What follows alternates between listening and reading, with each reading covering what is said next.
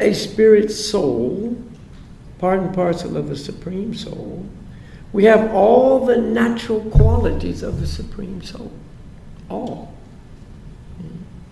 Because we're a part and parcel, we have the qualities.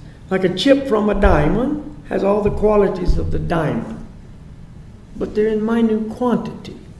The quality's there, but infinitesimal. So we have all these qualities, but in minute quantities. So they appear, they come from us, they manifest in our life, often as desires or needs or understandings of necessity. I need these things. See? And one of those that always appears in our life, because you cannot separate it from ourselves, is the need for love. Spirit is actually love. You cannot say there's a difference between spirit and love, because it's synonymous. It goes together. See? You can't say there's a difference between spirit and happiness. I talked about that last night. It's the nature of our very being to be happy, and the source of real happiness is love. You can't be happy without love. It's impossible.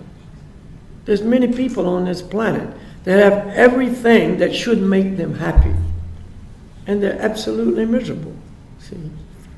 They have all the riches and the fame and the prestige, and they've been through all, their essential experiences and whatever. You see, money's no problem and whatever it is. And they're miserable, absolutely miserable, because they don't have love in their life. And relationships do not necessarily mean love. See, we're always running around looking for love because it's a requirement for our very being. It's not that we're going to quit looking for love. Just like last night I said, you're never going to stop the quest for happiness.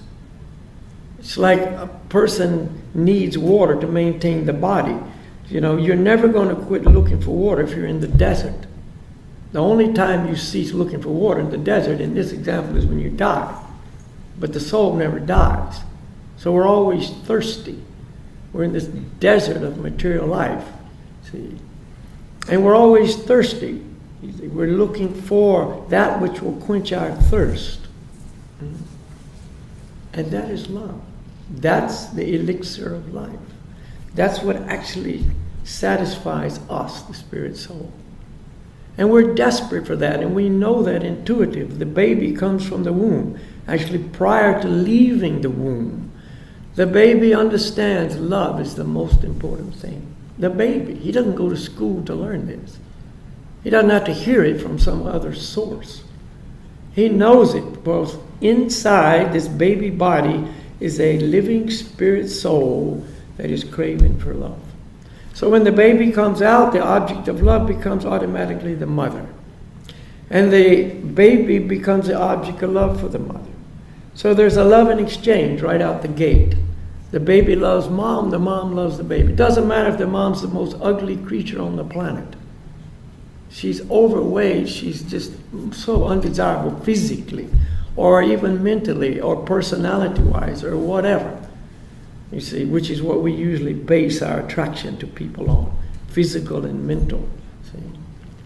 But for the baby, it doesn't count. He doesn't care. He's not judging her against somebody else's mom and saying, oh, well, this guy's mom looks better than mine. Maybe I should trade moms. You see? No, it's my mom. I am her child. She is my object of love. And she's expressing love for me, and therefore, all's good in my life. All's good in the world. For the baby, that's all that counts. The rest of it doesn't even matter. The scientists, as they're always doing, wanted to find out what will happen if they took a baby monkey away from its mother at birth and put it in a cage alone, completely separate from all other life forms. And they fed it exactly the right diet, the temperature was right, everything was there for the physical well-being. They even put another monkey in this cage, but it was made from wood. A wooden monkey. And this little baby monkey actually went to this wooden monkey and clung to this monkey and cried. But there was no love coming from the wooden monkey because there was nobody there to love this baby monkey. So the baby monkey went crazy. They did this several different experiments, and the result was the same. Without love, we go crazy. That's why the world's absolutely crazy. We need it. Relationships, to be real, to be fulfilling, to be what they're supposed to be, to meet our hopes and demands, really, have to be based on love. The rest of it is not fulfilling. So we have so many different relationships. Again, it's the nature of the soul to be in a relationship. That's why we have so many.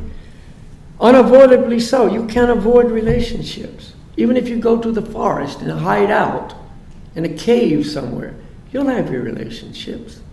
You have relationships with nature to start with. You'll have a relationship with something in the mind. You'll have a relationship with the body. You'll have a relationship with something and some things. We all have relationships, an interchange, a reaction that goes on between us. And of course, these relationships with objects, see, they don't fulfill us very much at all. They're very shallow. They're very surface. Because there's no exchange of love. We use the word love very loosely to mean basically anything that gives me pleasure. We say, I love it. I love pizza. Why? Because I like pizza. It gives a good taste to my tongue. See? I love pizza. I love my car. I love my new jacket. I love to ski. I love, all over the place, you see. Anything that gives me a moment of pleasure, I love it. And if it gives me pain, I hate it. So this is the flip side of the same coin. I love it, I hate it. So when it comes to relationships, isn't that what we experience? I love you. And then a little while later, I hate you. Have you ever noticed the one you love the most winds up being the one you hate the most? Really unique, isn't it? See? I love you to death. I can't live without you. I hate you so much I can't live with you. And sometimes it changes every 5 minutes. I loved you last night. I hate you today. Upside down world. Very frustrating. Very damaging to life. How can we be happy in such a world? See, we can't.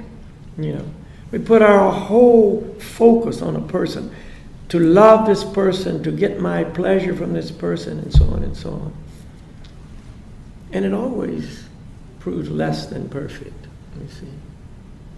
I just talked to a friend of mine in northern Norway not too long ago, and she was telling me, you know, she's always been lonely since the first I met her. She always told me, I'm so lonely. Very nice person. Spent a lot of time in nature. Very attracted to that aspect of life. But she always told me I'm so lonely, you know. So when I talked to her last time, I hadn't talked to her in quite some years. She told me her mom died, her dad died. She had a dog. She was really attached to the dog. He was providing some satisfaction. The dog died. She got married along the way since I'd seen her last time. The husband left her. And she said, now I'm so... And it's very tragic, very sad. And it's not a rare story, you see. This is the material world we live in, you know. But if we don't change our approach to the solution, if we don't actually begin to accept the truth and give up the search in the wrong place, nothing's going to really change. There'll be good times and bad times. All things have changed in my life. My life is now so wonderful, you see, but that's a temporary thing, and it'll go back the other way.